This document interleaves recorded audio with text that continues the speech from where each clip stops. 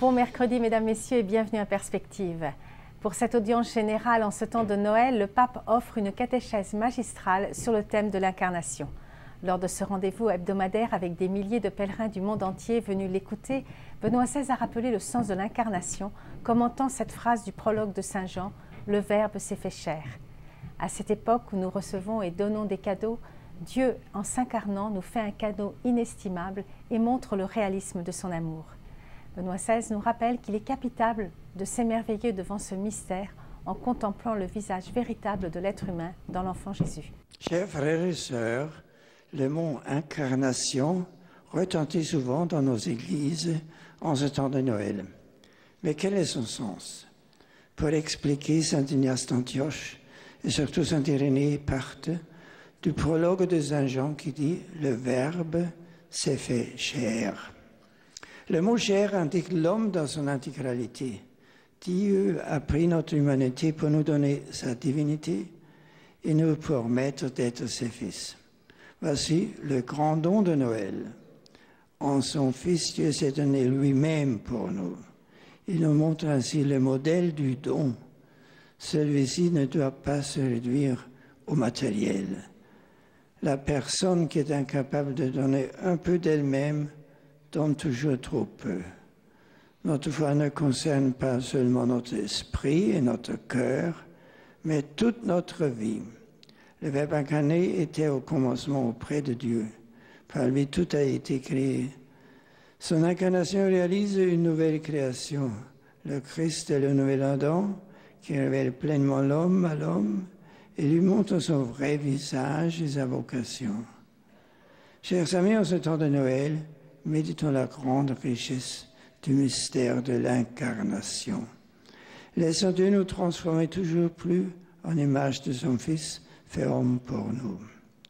Je veux à les pèlerins francophones, particulièrement les élèves qui ont le voyage à Rome pour me rencontrer. L'incarnation de Jésus centrale dans notre foi.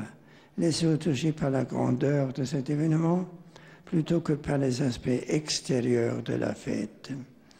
Bon pèlerinage. Va et toi aussi fais de même, c'est cette parole de Jésus au bon samaritain que Benoît XVI a choisi pour thème de son message de la 21e journée mondiale du malade. Cette journée est célébrée chaque année en la fête de Notre-Dame de Lourdes le 11 février. Cette année, le pape confie cette journée mondiale à l'intercession de la Vierge Marie, Mère des Grâces, vénérée à Altötting en Allemagne, pour qu'elle accompagne toute l'humanité souffrante en quête de soulagement et de ferme espérance. Dans son message, le pape rappelle que cette année de la foi constitue une occasion propice pour intensifier la diaconie de la charité dans nos communautés ecclésiales et pour être chacun et chacune un bon samaritain pour l'autre, pour celui qui se tient à côté de nous. Il propose comme modèle Sainte Thérèse de l'Enfant Jésus notamment. Le message de cette journée est sur notre blog à cieleslumières.tv.org/blog.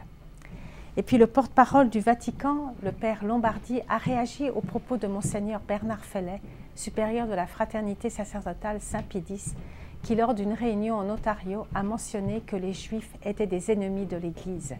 Le père Lombardi a rappelé que la position du Saint-Siège est claire, à savoir que l'Église est profondément engagée dans le dialogue avec des représentants de la communauté juive et qu'il est inacceptable et impossible de tenir de tels propos.